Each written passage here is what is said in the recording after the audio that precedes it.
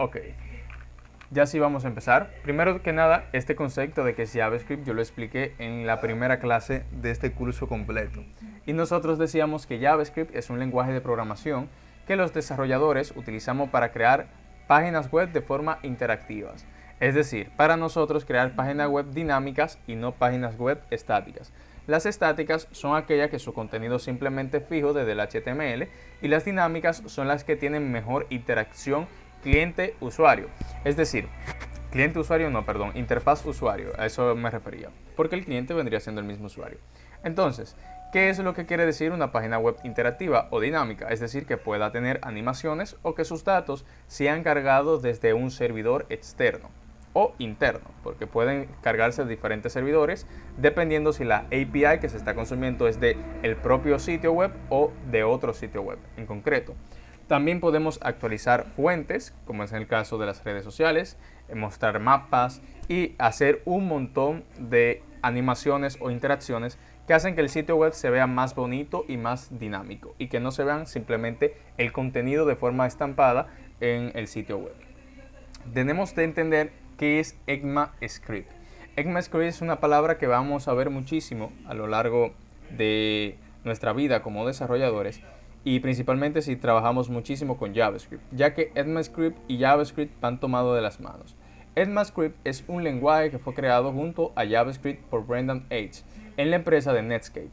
Tanto ECMAScript como JavaScript son lenguajes de programación, pero hay una pequeña diferencia entre estos dos, y es que JavaScript implementa las especificaciones que tiene ECMAScript. Es decir, ECMAScript ahora mismo es como una especie de estándar o normas o reglas que tiene que seguir JavaScript. Actualmente van por la versión 6 y cada uno de esos estándares lo podemos cumplir desde la primera versión hasta la versión actual. Y estos estándares o reglas surgen para mejorar la sintaxis del lenguaje. Es por eso que nosotros vamos a ver diversas formas de cómo se pueden crear variables o crear funciones gracias a ECMAScript e incluso las formas de cómo se crean objetos, ya que eso también ha cambiado. Antes era con un método constructor y ahora se utiliza pues las llaves simplemente para crear un objeto. De hecho, esa es la forma que se recomienda, que es la mejor práctica. Antes, en otras versiones de JavaScript que no son soportadas por navegadores muy antiguos, como es el caso de Internet Explorer, no podrían tomar esas cosas, pero otras sí. Incluso podemos encontrar sitios web donde nos dicen qué navegadores pueden soportar ciertas funciones de JavaScript. Y eso es gracias a ECMAScript, porque son unas reglas o normas que tiene que seguir ese lenguaje de programación. Ya hablando acerca de eso, vamos a ver algunos tipos de datos que existen en JavaScript. Un tipo de dato debemos de recordar que no es más que una cualidad que se le da a una variable para especificar qué dato en concreto se va a almacenar. Si es una cadena de caracteres, si es un número o si es otro valor en concreto. Básicamente, esto indicará qué dato se va a almacenar, a qué va a pertenecer, a qué grupo en concreto. En el caso de JavaScript, tiene que ser una característica de que es un lenguaje que no es tipado. No tipado no quiere decir que no tenga tipo de datos, porque todos los lenguajes de programación tienen tipo de datos. No tipado a lo que se refiere es que los tipos de datos no son colocados en la declaración de variables, como es el caso de C, o de C# o de C++ o de Java, donde yo tengo que colocarle el tipo de dato en la declaración de la variable. Aquí no tenemos esa cualidad, ya que JavaScript, por su intérprete, va a determinar qué tipo de datos se está almacenando en la variable. Por ejemplo, si yo coloco un número 12, por ejemplo, dentro de una variable X, JavaScript interpretará que ese número es un tipo número, es un number. Pero si yo coloco, por ejemplo, el nombre de mi canal de YouTube, programa ya, inmediatamente JavaScript va a interpretar que eso es una cadena de caracteres. Obviamente si lo escribimos dentro de comillas. Entonces, JavaScript, al tener esa peculiaridad, divide sus tipos de datos en dos partes, en los primitivos y en los tipos de datos no primitivos. Como los tipos de datos primitivos tenemos indefinido, que sería en inglés undefined, así lo veremos en el lenguaje de programación, ya que ustedes saben, todos los lenguajes de programación derivan del idioma inglés. Su sintaxis es en inglés completamente. Aunque el nombre de las variables y todas esas cosas podemos escribirlo en el idioma que nosotros querramos. Pero cuando ya entramos al mundo laboral, lo preferible es que se escriban en inglés también. Bueno, vamos a hablar acerca de los tipos de datos primitivos. Un definer representa una variable que no se encuentra declarada. Es decir, supongamos que yo tengo dos variables, una llamada x y una llamada y, pero que mi variable llamada z, yo le estoy llamando para decirle que z va a ser igual a x más y. Z, cuando yo mando a imprimir su valor, ya sea por la consola o ya sea en una etiqueta de HTML, z no se va a renderizar porque z no está declarada. A eso quiere decir que es indefinido, que no se encuentra presente. También tenemos el tipo de dato boolean o booleano, que sería su traducción en español, que representa los valores de verdad, es decir, verdadero y falso, que aquí lo veremos como true y false. Sería lo mismo, pero en inglés. Tenemos el tipo number, que nos permite representar cualquier tipo de número, ya sea positivo, sea negativo, sea el 0 y sea puntos de coma flotantes, es decir, puntos decimales. Aquí ponemos un ejemplo con el número 37 y negativo 9.25 para dar a entender que cualquier tipo numérico puede ser almacenado en este tipo de datos. Tenemos también el tipo string, que representa datos textuales, como un nombre de una persona, un apellido, una dirección o incluso un mensaje de texto. Todo eso representan cadenas, es decir, strings. También tenemos el big int, es decir, entero grande, que representa aquellos valores numéricos que son muy grandes para ser soportados por el tipo de dato number. Y también tenemos el tipo de dato symbol, que es un valor primitivo que es único y a su vez es inmutable. Este concepto de inmutabilidad lo vamos a entender un poquito más adelante, que tengo una pequeña definición. Ahora vamos a ver los tipos de datos no primitivos. Aquí tenemos simplemente tres. El null, que representa la ausencia intencional de cualquier valor, es decir, que no se encuentra, es decir, está vacío. Por ejemplo, si yo tengo una variable x que no tiene ningún valor y la mando a imprimir por consola, este devolverá null, es decir, vacío, porque no tiene valor. A eso se refiere. También tenemos el tipo de dato object, es decir, objeto, que representa una colección de datos definidos y entidades que son un poquito más complejas, ya que los objetos pueden tener dentro de sí cualquiera de los tipos de datos que hemos visto hasta el momento. Puede contener valores indefinidos, si llamamos una propiedad que no existe, puede contener cadenas de caracteres, puede contener tipos de datos booleanos, puede contener tipo números e incluso podemos tener un objeto dentro de otro objeto y también funciones. Y function, que es la última de los tipos de datos, es una forma abreviada para las funciones, aunque cada constructor de funciones se deriva de otro constructor. Esta definición es un poquito más compleja porque esta hace mucho énfasis en cuanto a function como el tipo de dato en sí. Pero en realidad una función no es más que una especie de bloque de código, es un método, por así decirlo, donde se crean algoritmos y que ese método es llamado a un momento determinado. Puede llamarse mediante un set interval, por ejemplo, o también se puede llamar mediante un evento que se ejecute desde la interfaz. Por ejemplo, que cuando yo presione un botón en mi HTML, pues que se ejecute una función en concreta. Entonces, las funciones es un tema que veremos más adelante en el curso porque vamos a crear funciones para el DOM. Entonces, creo que esta es la última diapositiva, la penúltima, perdón, porque en la última está el temario, que nos dice que es un valor inmutable. Recuerden que symbol, que es uno de los tipos de datos primitivos de JavaScript, decía que era un valor inmutable. Inmutable quiere decir que no se puede cambiar después de que sea definido. Si yo creo un objeto que se llame Luis, yo no puedo cambiar ese objeto llamado Luis por otro objeto. O si yo creo un objeto llamado curso de programación, no lo puedo cambiar por un objeto que se llame, por ejemplo, curso de Photoshop. Es decir, que no pueden cambiarse. En el caso de los tipos de datos de tipo cadena o de tipo entero o de cualquier tipo de dato en concreto que no sean symbol, eso sí se podría modificar. Por ejemplo, si yo tengo una variable x, x podría valer en un momento dado 15, pero yo puedo mutarlo a otro valor en el momento de que yo haga otra operación aritmética o que cambie mi lógica y el ciclo o el flujo de los datos de mi algoritmo. Entonces, a eso se refiere la mutabilidad. Si un tipo de dato en concreto puede ser cambiado después de que sea definido. Esto de definir variables lo veremos cásimente. Y bueno, por último aquí yo puse un pequeño temario sobre los temas a tratar en esta unidad. Vamos a ver una introducción, que es lo que estamos haciendo ahora. Veremos los conceptos de let, var y const. los tipos de datos, que lo acabamos de ver, pero ya ahí lo pongo como más orientados a la práctica. Los operadores, que tenemos tres grupos: aritméticos, lógicos y relacionales. Las condiciones, los objetos, arreglos, funciones. Y aquí abajo, no sé si se ve porque a mí me aparece una letra, dice DOM, que son las siglas de Document Object Model. Entonces eso sería todo por esa mini presentación. Ahora vamos a hacer el código. Yo voy a irme aquí a Visual Studio Code, voy a hacer un poquito de zoom y vamos a crear un nuevo archivo. Aquí vamos a hacer clic y vamos a crear un archivo en nuestra carpeta. A este archivo yo le voy a colocar, por ejemplo, hola mundo, hola-mundo.html. Y aquí dentro de este archivo HTML vamos a escribir la estructura básica. Recuerden que aquí en Visual Studio Code tenemos este atajo, que es colocando el signo de exclamación hacia abajo y dando Enter o tabulador.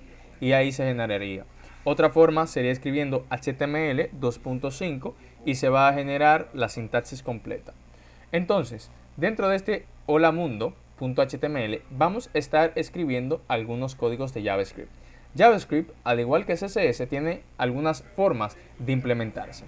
En el caso de CSS vimos que CSS se puede hacer de tres formas: en línea, interno y externo. En el caso de JavaScript se puede hacer interno y externo. Es decir, lo podemos hacer desde este mismo documento HTML o lo podemos hacer desde un archivo de JavaScript. Así que vamos a hacerlo de las dos formas. Vamos a ejecutar un hola mundo. Entonces, para yo poder ejecutar JavaScript desde este mismo documento, necesito crear una etiqueta que se llama script, que es una etiqueta par, es decir, es una etiqueta que tiene una apertura y una etiqueta de cierre. Y dentro de estas dos etiquetas, yo voy a escribir todo el código necesario para yo poder trabajar con JavaScript. Vamos a abrir esto con Live Server para tener aquí nuestro servidor local montado y poder empezar a trabajar. El hola mundo vamos a hacerlo que se ejecute desde nuestra consola. Ya el tema de mostrar los datos por medio de la interfaz lo vamos a ver, creo que en la próxima clase, pero por lo menos en esta clase quiero enseñarles mucho cómo se utiliza la consola, porque creo que fue en la segunda clase cuando empezamos con HTML que yo dije que la consola se va a volver nuestra mejor amiga, ya que desde acá podremos hacer casi todo. Podemos depurar los errores, podemos ver resultados y hacer un montón de cosas. Incluso yo les mostré esta mini herramienta en la clase anterior que podemos utilizarla para hacer diseño web responsivo.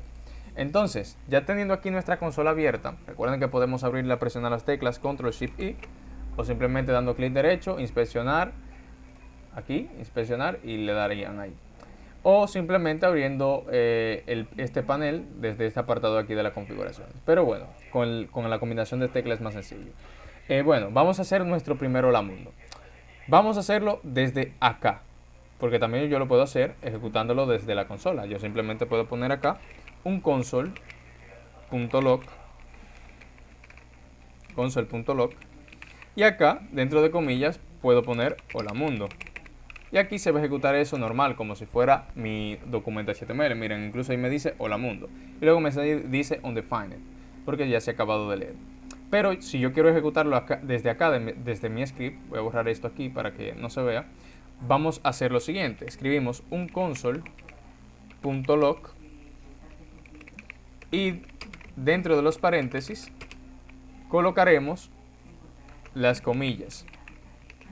¿Por qué colocamos comillas? Porque vamos a especificar que lo que estamos mostrando en pantalla es un texto. Por esa razón ponemos estas comillas. También podemos poner las comillas simples o también estos que los vamos a usar mucho. Estos se colocan, dependiendo de su teclado, en la tecla que está encima de tabulador, que está al lado del número 1, si se encuentran en el idioma inglés. Si tienen su teclado en el idioma español, no sabría decirle cómo se coloca, porque yo normalmente uso el teclado mucho en inglés. Pero bueno, dentro de las comillas o de los backticks podemos escribir cualquier tipo de texto que nosotros queremos que se muestre. Por ejemplo, aquí yo voy a colocar hola mundo desde mi archivo HTML. Y si yo me voy acá, vamos a ver que aquí ya me dice hola mundo desde mi archivo HTML. Es decir, que este console log se está ejecutando. Pero si yo quiero que ese console log se limpie, hay una forma de hacerlo con un comando que se llama console.clear, es decir, que se va a limpiar. Si yo ejecuto esto, pues veremos que no va a aparecer nada porque se está limpiando. Incluso aquí me dice la consola fue limpiada. Miren, ahí me aparece ese mensajito. También, si yo quiero mostrar un mensaje como una especie de advertencia, puedo utilizar un console.war, que vendría siendo warning, alerta. Y aquí puedo decir, por ejemplo, esta es una advertencia. Si ustedes se preguntan por qué, miren, incluso aquí aparece con el icono, ¿por qué razón yo estoy poniendo estas cositas así? Y esto es por la simple razón de que esto lo vamos a estar usando mucho. Porque si ustedes se fijan, por ejemplo, yo voy a abrir aquí YouTube. Incluso hasta los desarrolladores de plataformas como YouTube, Spotify y todas esas cosas utilizan estos mensajes por la consola. Por ejemplo, si yo aquí abro la consola, ustedes verán aquí algunas alertas. Aquí ya me cargaron. Verán algunos errores o alertas de algunas cosas que se están ejecutando y que nosotros no vemos. Entonces, esos mensajitos nos ayudan muchísimo cuando nosotros estamos compilando código y viendo qué resultados queremos mostrar. Bueno, así se vería una advertencia, y un mensaje de error sería con console.error. Aquí podemos poner un texto que diga esto es un error. Volvemos aquí y aquí pueden observar que aparece aquí ya con la X. Eso serían algunas cositas del console log. Pero bueno, ya entendiendo esa parte, sabemos cómo ya mostrar mensajes por medio de la consola. Recuerden que este es el mensaje normal, este es el mensaje de advertencia y este sería pues el mensaje de error. Al igual que en HTML y en CSS, en JavaScript también tenemos los comentarios. Tenemos comentarios de una sola línea y comentarios de múltiples líneas. Los comentarios de una sola línea serían por ejemplo, aquí se utiliza estas dos barritas y ahí podemos empezar a escribir. Aquí yo puedo colocar un texto que diga esto envía un mensaje a la consola. Y si yo quiero crear un comentario de múltiples líneas, utilizo barra, asterisco, asterisco, barra, que sería la forma como se declaran los comentarios en CSS, pero aquí serían múltiples líneas. Yo puedo escribir tanto aquí como aquí, y eso pues el navegador lo va a obviar, porque recuerden que los comentarios es una forma de documentación para nosotros saber qué hace un código en concreto. Por ejemplo, aquí yo le voy a poner estas líneas muestran mensajes con iconos en la consola, por poner algo. Y bueno, ahí estaría el comentario de una sola línea, que sería este, y el de múltiples líneas, que sería este. Ok, ya teniendo esa parte vista, vamos a ver cómo se declaran variables. Voy a limpiar esto, porque esto simplemente era para mostrar cómo hacer un primer hola mundo. Así que le voy a dar aquí, lo borro, y vamos a empezar a declarar variables y ver algunos de los operadores que tenemos en JavaScript. Para declarar una variable en JavaScript tenemos tres palabras reservadas, como yo mostré en la diapositiva, que son var, let y const.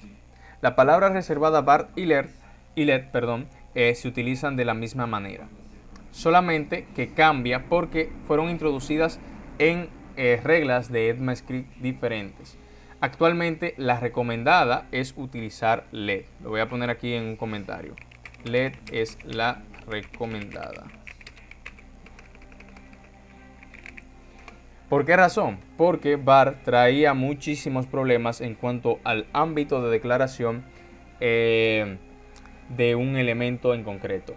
Por ejemplo, si yo utilizaba var, podría acceder de esa variable var en cualquier parte de mi código, mientras que con let solamente puedo acceder a esas variables desde una porción en concreta de mi código. Básicamente, supongamos que acá voy a crear una especie de función para que ustedes entiendan lo que estoy tratando de decir. Aunque ustedes no van a comprender el concepto de función hasta que lo veamos, pero voy a hacer una función rápida para que ustedes vean por qué estoy hablando acerca del ámbito de declaración. Por ejemplo, si aquí yo tengo una función que se llama agregar, esto es una función en JavaScript, ¿ok? Y aquí yo tengo dos variables declaradas. Por ejemplo, x, que es igual a 12, por ejemplo. Y a x yo lo voy a enviar aquí. Y por ejemplo, aquí yo tengo afuera una variable llamada y, pero esta vez la estoy declarando con let, y le coloco 12. Miren qué pasa. Cuando yo hago un console.log y llamo acá a x y a y, debería de salir 12 en ambos casos, y voy aquí a mi consola, vamos a recargar otra vez. Aquí me dice que x no está definida, es decir, x, esta variable de acá, no está definida, porque se está declarando desde acá, ¿verdad? Entonces a eso me refiero con el ámbito de declaración. Eso es lo que pasa.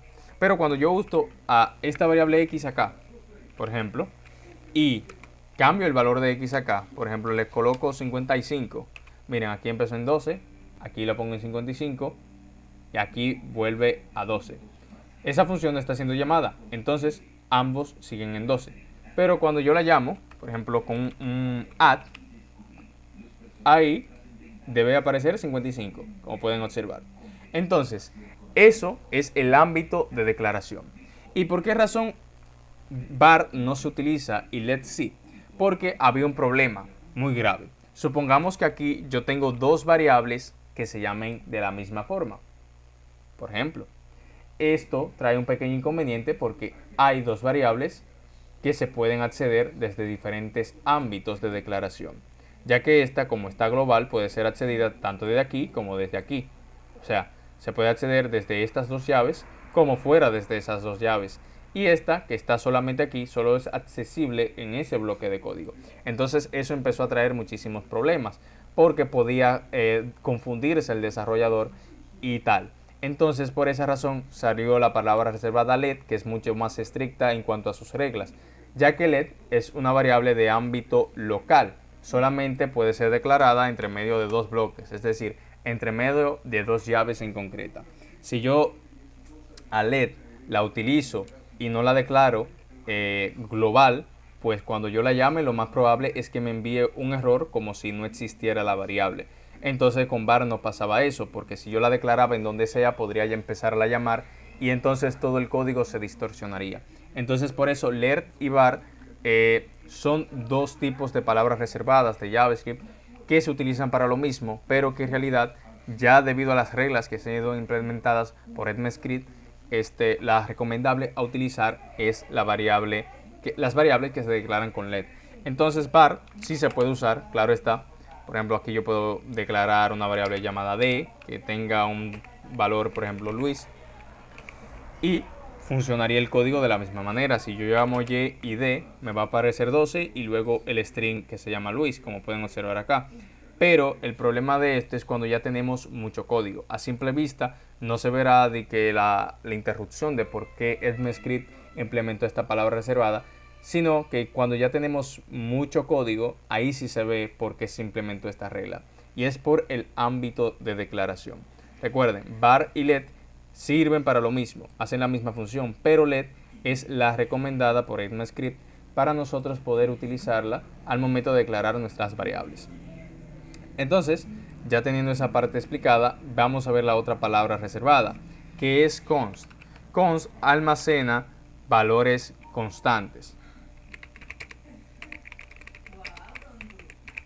Es decir, la palabra reservada const se utiliza para almacenar aquellos valores que no van a cambiar, como por ejemplo el pi, que es 3.14. Y bueno, ese valor no puede ser modificado porque son constantes, su valor no cambia. Otro valor constante podría ser el número de Euler, que se simboliza por la E, y así sucesivamente. La diferencia entre estas dos es que esta sí puede ser modificada. Por ejemplo, yo puedo modificar aquí a y decirle que y vale aquí 100, pero cuando yo trato de modificar a pi, incluso me puede hasta salir un error en la consola. Entonces vamos a hacer aquí un console log, llamamos aquí a y, llamamos aquí a pi, y debería de salir 55 y 100, pero va a salir un error porque const no se puede. Miren, incluso aquí lo dice, la variable es una constante y no se puede modificar. Ahí me ha salido el error en la consola. Entonces esa es la diferencia entre estas dos palabras reservadas. Estas son para los valores estáticos que nunca van a cambiar, Esto es para valores que sí pueden modificar durante el tiempo de ejecución. Un truco que yo suelo recomendarle a las personas que están aprendiendo a programar, a mis compañeros de clase y tal, es que las variables que vayan a declarar de ámbito global, es decir, que pueda ser accedida desde todo el documento, siempre la declaren en la parte de arriba de su documento. Por ejemplo, supongamos que esto es una hoja de JavaScript completa. Aquí es porque lo estoy haciendo con un script sencillo. Aquí en esta parte donde yo estoy haciendo estos dos códigos es donde ustedes deberían de declarar las variables. ¿Por qué razón? Porque se hace muy fácil encontrar y saben que esas variables están de forma global. Otras personas hacen lo opuesto, en vez de declararla arriba del todo, la declaran abajo del todo. Es decir, aquí todo esto sería de código, todo esto sería de código, y las variables estarían declaradas abajo. Como quiera, se pueden ser llamadas de cualquier parte porque están globales. Pero yo normalmente acostumbro de declararla siempre arriba. Ustedes siempre en mis tutoriales van a ver que yo la declaro arriba y van a ver en este curso que yo la voy a declarar siempre arriba por la costumbre. Y bueno, ya entendiendo esa pequeña parte, vamos a entrar un poquito al apartado de los operadores. Como vimos que let y const son los que vamos a utilizar, constantes y valores que pueden variar con la palabra let, vamos a ver algunos de los operadores aritméticos. Existen diferentes operadores en JavaScript que son relacionales, lógicos y aritméticos. En este caso vamos a ver los operadores aritméticos, los cuales nos permiten a nosotros hacer operaciones aritméticas. Esto ya lo voy a quitar de aquí y aquí simplemente voy a dejar este pequeño comentario que dice operadores aritméticos. Los operadores aritméticos son suma, que se utiliza el signo de suma, la resta, que se utiliza el signo de la resta, la multiplicación, que se utiliza el asterisco,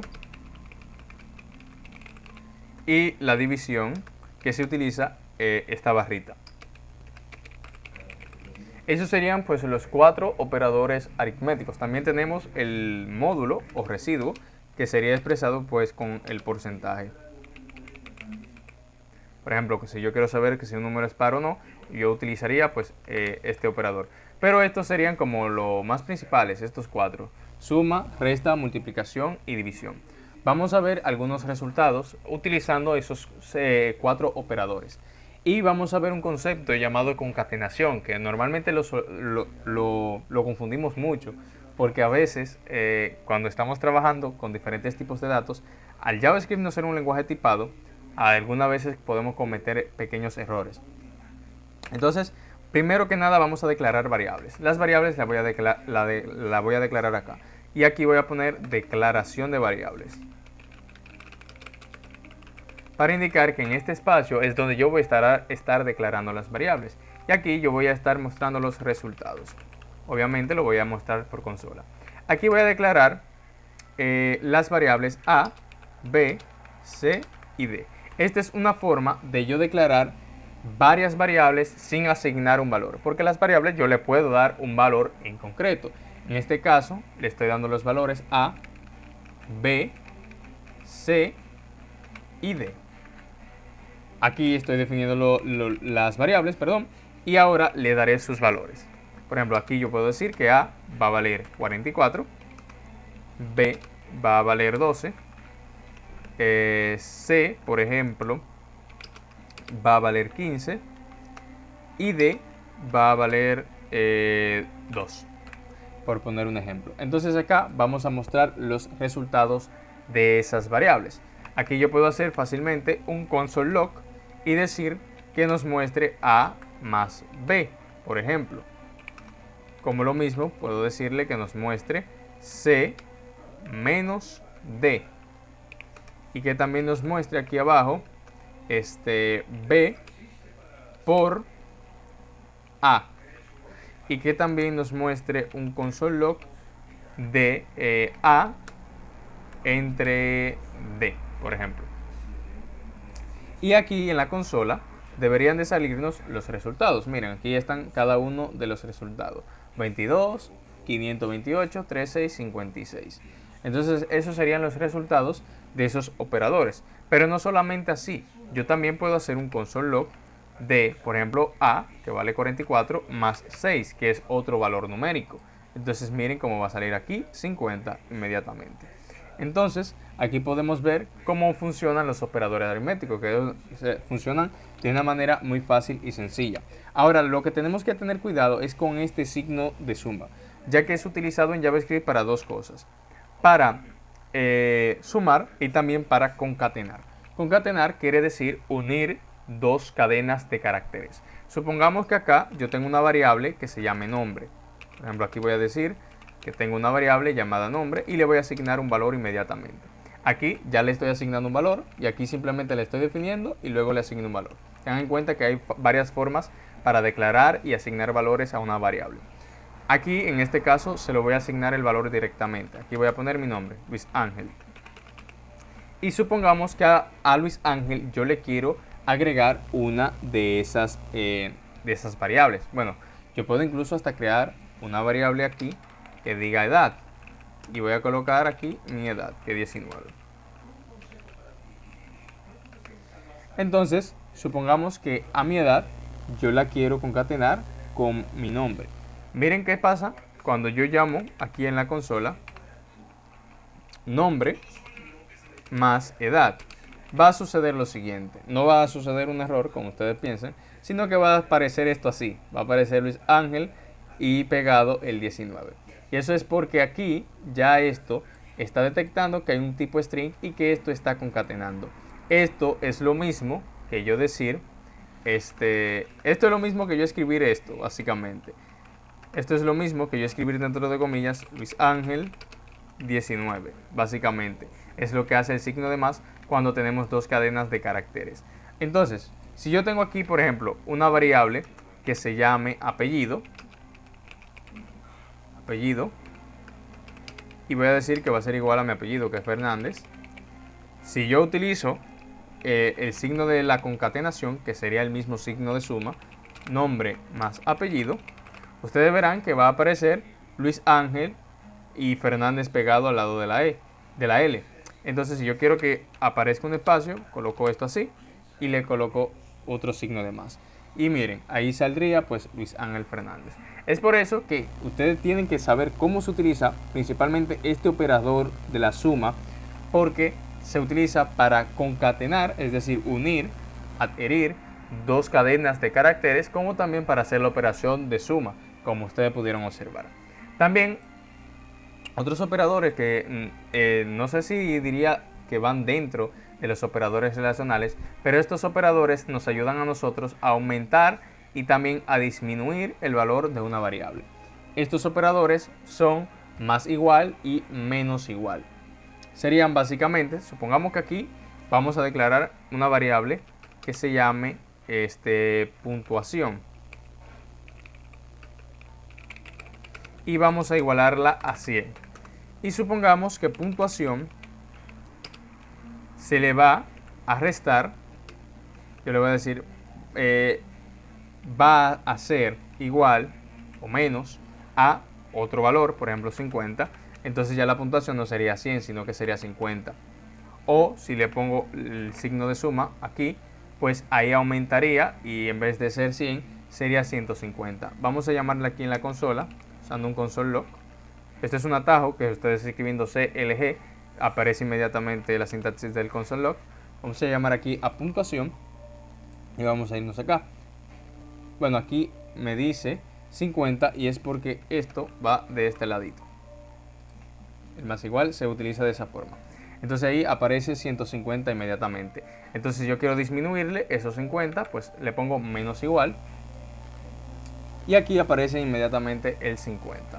Entonces eso es otro operador. Ese es para aumentar y también para disminuir.